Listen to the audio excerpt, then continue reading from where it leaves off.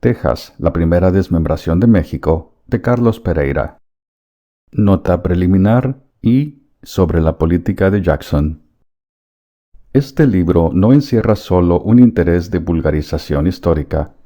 El autor se propone conseguir con el que la juventud hispanoamericana conozca en toda su verdad objetiva la lucha de razas que se libra en América. Los norteamericanos escriben su historia, ¿por qué no hemos de tener la nuestra? Ninguno de los historiadores que solicitan el sufragio de la crítica competente sería digno de dirigirse a un público hispanoamericano si solo contase con recursos sentimentales para deslindar el terreno de sus investigaciones contra la pretensión absorbente de los escritores angloamericanos. Ellos desfiguran la realidad para conformarla según su antojo, dentro de las apariencias de la misión benévola que se arrogan, 1000 veces aceptada por nuestra cobardía. ¿Y por qué se habían de abstener de ser mendaces? Ellos hablan y persuaden, mientras nosotros callamos o les hacemos eco. Recientemente se publican en los libros de uno de los más flamantes directores de la opinión cubana, de Jesús Castellanos, estas palabras. Cae Ugarte en la cita injusta del despojo de territorios a México. ¿Cómo es que la única vez que la gran nación se ha enriquecido a costa de suelo políticamente ajeno, es caso frecuente que de ello se hable cuando de imperialismo yanqui se trata? Pero ¿quién no sabe que en aquel tiempo no eran los Estados Unidos sino una pobre nación de 17 millones de habitantes, sin propósitos algunos de expansión, puesto que apenas podían gobernar el propio territorio, y que la guerra fue una obra imprevista a la que en junto no se pudo mandar más que 6,000 hombres con Taylor y 12,000 con Scott? ¿Y la misma guerra no fue provocada por los mexicanos? ¿No fueron estos los que se empeñaron en rescatar a Texas a sangre y fuego después que ésta se hizo libre por la voluntad de la mayoría de sus habitantes de raza anglosajona y de que su independencia fue reconocida por varias naciones europeas? En cuanto a la suerte de California y Nuevo México, también se reconoce hoy que no fue obra de invasión su cambio de bandera, puesto que poco tuvo que hacer allí el general Kearny, sino acción directa de los numerosos settlements americanos que allí había y que componían casi toda su población. Y no hay más datos históricos. Nota: Academia Nacional de Artes y Letras, colección póstuma de las obras de Jesús Castellanos, académico de número 1. Los Optimistas, Habana, Avisador Comercial, 30, Amargura, 1915.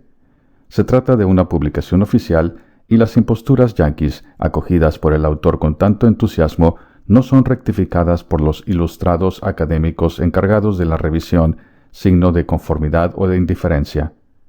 Fin de nota. D. Jesús Castellanos habla así porque aprendió la historia de los Estados Unidos en los libros de los Estados Unidos. Y no solo, sino que la aprendió en los libros que quieren propagar los Estados Unidos, los de su impostura.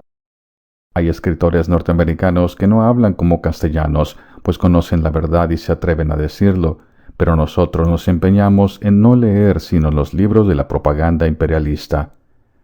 Mientras seamos incapaces de llevar a cada aldea una antorcha, como decía el gran romántico, la verdad histórica se quedará en los archivos y triunfarán las falsedades, porque los Estados Unidos tienen una fuerza que realiza prodigios, su oro, y otra fuerza de igual potencia, su hipocresía. Lo más odioso en ellos no es el poder militar. Y no es eso lo odioso, porque la violencia reviste siempre un aspecto de belleza heroica. Lo infame es la sonrisa fraternal que asoma a sus labios cuando han golpeado con la bota, la santurronería cuando roban, la expresión evangélica cuando corrompen. De ahí la necesidad de un libro, o más bien de muchos libros, no de uno, que inviten al quitamiento de caretas y provoquen debates. Para que la sinceridad sea completa, el autor no les finge alas de ángeles a los habitantes de los países mutilados. Todo lo contrario, cree que la verdad, para que sea fecunda, tiene que presentarse íntegra y no conocer fronteras. Faltaría a este punto esencial de su programa y de todo programa educativo si callara lo que hizo la corrupción mexicana para facilitar los avances de la raza expansiva. ¿Servirá la lección? Es imposible decirlo. En todo caso, la verdad es una cosa buena y debe investigarse y debe comprobarse, aunque resulte perjudicial para los que tienen fines ajenos a ella misma. Si se quiere comprender toda la importancia americana de la cuestión de Texas, basta reflexionar un poco y ver que Texas es solo un episodio y que Jackson, el héroe de la cuestión de Texas, es solo uno de tantos personajes que en una larga serie de acontecimientos y en una larga lista de hombres realizan el destino manifiesto, es decir, un hecho que se está desarrollando a nuestra vista. Después de Texas vienen California y Nuevo México, a continuación Cuba y Puerto Rico, en tercer lugar Panamá, y Nicaragua no será la última. La acompaña Santo Domingo, y otras repúblicas la seguirán. Hay tela para mucha historia. Entretanto, los norteamericanos siguen hablando de amistad, y los hispanoamericanos siguen hablando de su propia independencia, como si la soberanía de los pueblos pudiera ser un don gracioso que les otorgara el extranjero. Todo esto debe registrarse y discutirse, presentándolo sin tergiversaciones ante la conciencia pura de la juventud. Sobre la política de Jackson.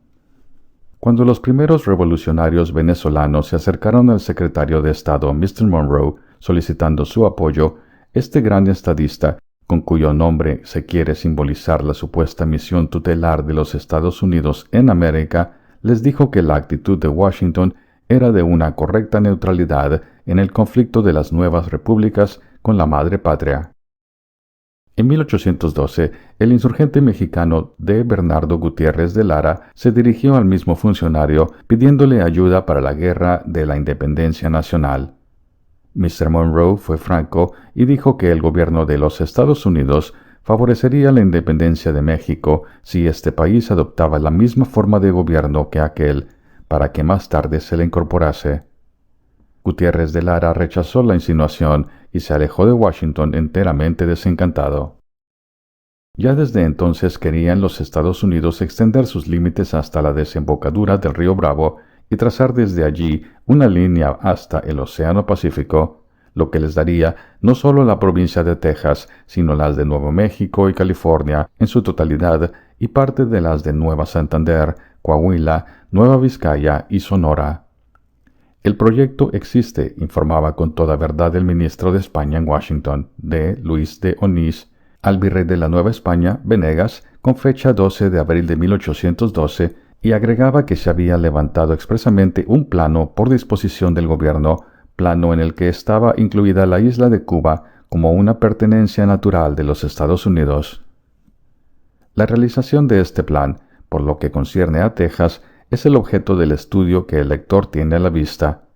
En él se dará cuenta no sólo de la anexión de Texas a los Estados Unidos, sino de la preparación de la segunda parte del proyecto de que habla el ministro de España, relativa a la California y al Nuevo México.